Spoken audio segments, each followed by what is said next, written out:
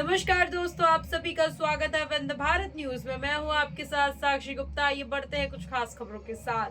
देश के साथ साथ मध्य प्रदेश में भी पिछले कुछ सालों में कई जगहों के नाम बदले गए हैं। हाल ही में सीएम मोहन यादव ने भी प्रदेश के अलग अलग जिलों में कई गांवों के नाम बदलने का ऐलान किया था, जबकि अब मध्य प्रदेश विधानसभा सत्र के दौरान कांग्रेस के एक विधायक ने एमपी के प्रसिद्ध शहर रीवा का नाम बदलने की मांग उठाई है। विधायक ने सदन में बोलते हुए रीवा शहर का नाम बदलने की मांग की है, जिसके बाद सियासी गलियारों में विधायक की यह मांग तेजी से वायरल हो रही है, क्योंकि रीवा एमपी का पुराना शहर और यह विंध्य अंचल का केंद्र माना जाता है। पूर्व नेता प्रतिपक्ष और कांग्रेस विधायक अजय सिंह ने यह मुद्दा उठाया था। दरअसल मध्य प्रदेश विधानसभा के बजट सत्र के दौरान कांग्रेस विधायक और पूर्व नेता प्रतिपक्ष अजय सिंह ने रीवा शहर का नाम बदलने की मांग की है।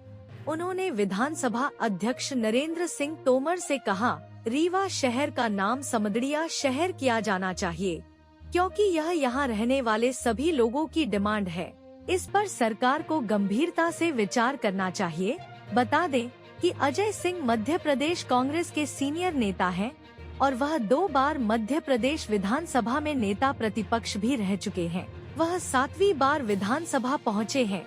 कांग्रेस विधायक अजय सिंह की तरफ से विधानसभा में रीवा शहर का नाम बदलने की मांग उठाने के बाद यह मुद्दा चर्चा में जरूर आ गया है, क्योंकि अजय सिंह सीनियर नेता हैं। ऐसे में उन्होंने यह डिमांड क्यों की है, इसकी राजनीतिक मायने भी निकालने में राजनीतिक जानकार जुट गए हैं।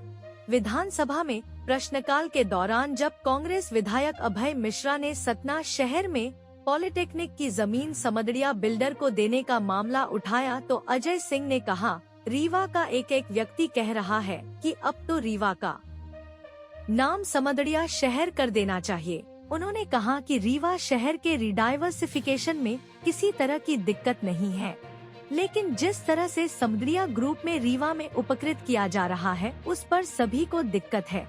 ऐसे में अजय सिंह का यह बयान विरोध में देखा जा। माननीय अध्यक्ष महोदय, सौभाग्यशाली हूँ कि आज माननीय मुख्यमंत्री जी बैठे हुए हैं।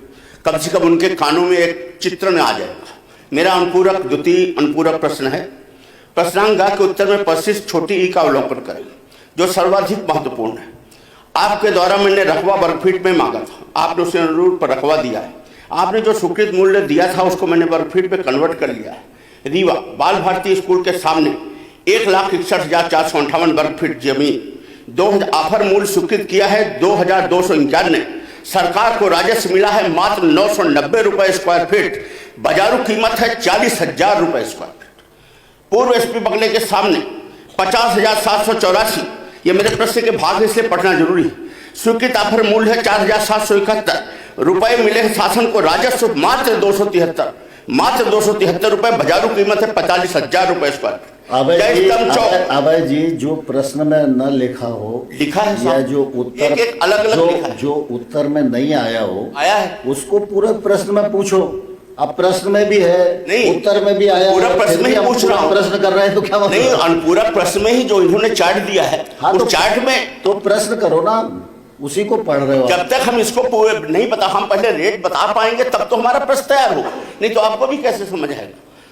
अच्छा, जय स्तंभ चौक, यहां पर मात्र आश्चर्य होगा आपको कि सरकार को जो राजस्व मिला है मात्र 69 रुपए, 69 रुपए स्क्वायर फीट, बाजारू कीमत है 45,000 रुपए स्क्वायर फीट। चौथा, खन्ना चौराहे टोटल 1,17,000 स्क्वायर फीट, 4,801 का ऑफर आया, शासन को राजस्व मिला है मात्र 514 रुपए स्क्वायर फीट, जबकि बाजारू कीमत है 40,000 रुपए स्क्वायर फीट। कला मंदिर, इसमें प्रतिस्पर्धा हुई है, इसमें समदड़िया ने नहीं लिया है, किसी और ने लिया है, इसमें प्रतिस्पर्धा दिखाई देती है। 8,591 का आया, 3,170 रुपए किया और इसमें कुछ राजस्व भी प्राप्त हुआ। सिरमौर चौराहा बोदाराट, ये समदड़िया जी लिए, इसमें प्रतिस्पर्धा हुई, ये वाला में प्रतिस्पर्धा हुई है, इसमें लेटा है। मैं गलत चीजें नहीं बोलूंगा। अब आगे आइए, जिसमें प्रतिस्पर्धा नहीं हुई, टेंडर फिक्सिंग, मुख्य अभियंता कार्यालय गंगा कछार, इसकी जमीन में सरकार को जो राजस्व प्राप्त हुआ है 8,372, इसका जबकि है 50,000 रुपए स्क्वायर फीट। इसी तरह जल संसाधन कॉलोनी 6 एकड़ दे दी गई, इसमें सरकार को मिला है मात्र 93 रुपए स्क्वायर फीट। 10,000 रुपए स्क्वायर फीट की जमीन साहब ओपन ऑक्शन करा दीजिए। लोक संपत्ति विभाग क्यों खोल रखा है?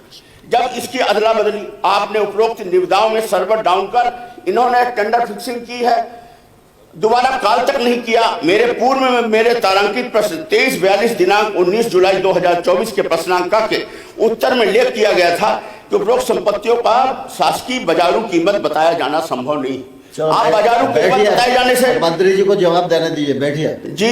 और इसमें कुल 3,000 करोड़ रुपए का नुकसान हुआ है, 3,000 करोड़। आप ओपन ऑक्शन एक का करा लीजिए, टोटल मिला लीजिए 155 करोड़ मात्र कुल प्राप्त हुए। आपको इतनी सारी संपत्तियां बेचे, बैठिए, जबकि आपको 3,000 करोड़ रुपए मिलने थे। मेरा तीसरा प्रश्न। अध्यक्ष महोदय, माननीय सदस्य बहुत विद्वान हैं, कॉन्ट्रैक्टर भी हैं और हर चीज को समझते हैं, अनेक विधाओं के ज्ञाता हैं। आपका शिष्य हूं, आप ही का शिष्य। अध्यक्ष महोदय, इस बात को समझना पड़ेगा कि रीडेंसिफिकेशन में जमीन बेची नहीं जाती है, वह शासन का ही हिस्सा रहती है। आप अगर बेचने की बात क्यों कर रहे हैं? इसमें कीमत तो ही नहीं। आप तो कुछ समझदार हैं और आप जमीन की कीमत बता रहे हैं। कहाँ बेची जाती है? बेची नहीं जाती, पहली बात। फिर मैं इसको फिर दोहराऊंगा अध्यक्ष महोदय, इस योजना की निविदा में बिल्कुल पारदर्शिता है। कोई भी टेंडर डाले, और एक बार नहीं, 2 बार नहीं, 3 बार नहीं, 4 बार हमने टेंडर निकाले हैं, 5 बार निकाले हैं, 6 बार निकाले हैं टेंडर। जब जब टेंडर आए हैं हमें लगा कि ये निविदा स्वीकार करने योग्य नहीं, हमने कैंसिल भी की है। और इसलिए आपका जो प्रश्न है, मैं नहीं समझता कि वो इतना वाजिब है। आप सेल करने की बात कर रहे हैं, ये सेल तो होती नहीं है भैया। रीडेंसिफिकेशन में जमीन का मालिक सरकार ही होती है, उसका कुछ हिस्सा, कुछ पार्ट निर्माण करके वो व्यक्ति बेचता है। और इसलिए आप जमीन की कीमत बता रहे हैं, जमीन की तो कीमत सरकार के पास है, तो कैसे आप उसका वैल्यूएशन निकाल सकते हैं? मैं चलिए आप थोड़ा सा इसको क्लियर कर दूं। मुझे इतना पता है, इसमें 2 भाग, एक बदले में निर्माण कार्य कराना और तीसरा नहीं हुआ साहब, तीसरा कर रहा हूं, उसमें सब कुछ क्लियर हो जाएगा आपकी बात। और दूसरा राजस्व प्राप्त, मैंने राजस्व बताया और निर्माण कार्य तो कुछ दिख ही नहीं रहा। अब आ जाइए तीसरे प्रश्न में, पूरा दूध का दूध पानी का पानी हो जाता है। प्रश्नांक खा के उत्तर में आपके द्वारा प्रदत्त परिशिष्टता का अवलोकन करें। निविदा प्रक्रिया हेतु अधिकृत नोडल एजेंसी हाउसिंग बोर्ड कार्यपालन मंत्रियों का चेहरा, उनकी पदस्थापना स्थिति से स्वयं स्पष्ट हो जाएगा। लगातार 2017 से आज दिनांक तक 8 वर्षों से AP सिंह नाम के व्यक्ति पदस्थ है एवं रीवा के एक प्रभावशाली के रिश्तेदार चंद्रमौली शुक्ला जी भोपाल में हाउसिंग बोर्ड के कमिश्नर रहे। इन सब कारनामों में वही थे। घोटाले के एक्सपर्ट डॉक्टर शैलेंद्र वर्मा। अध्यक्ष महोदय, आपत्ति जो सदन में नहीं है इस प्रकार, मैं वापस नहीं लेता हूँ, वापस नहीं लेता हूँ ना, आपने कह दिया वापस नहीं लेता। अब आपका पूरा चलिए, नहीं आप इसको मतलब ये जनता की आवाज है साहब, जनता सुनना चाहती है, इसलिए बोल देती है कि समदरिया बिल्डर से ये जो कांड है इसमें कई लोग शामिल हैं। इसी में प्रश्नांक खा के उत्तर में बिंदु 8 ये प्रश्न नहीं है, सही है, बोल रहे हो प्रश्न नहीं है, प्रश्न ही है। नहीं प्रश्न नहीं है। देखिए बिंदु 8 है, थोड़ा 2 लाइन तो होने दीजिए तो आपको खुद ही समझ में आ जाए। प्लीज नहीं, एक प्रश्न आप कर लो, मैं आपको अनुमति देता हूं अतिरिक्त रूप से, लेकिन प्रश्न करो। ये 4 लाइन मुझे पढ़ने दीजिए तभी प्रश्न समझ आएगा आपको।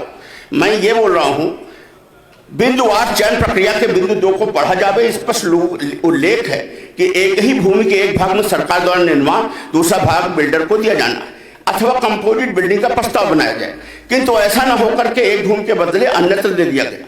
इसी खा के परिशिष्ट बा के बिंदु 2 योजना के विस्तार पैरा 2.3 में लेख है कि ऐतिहासिक एवं पुरातत्व रहित संस्कृत भवन से अनुमति लेना आवश्यक।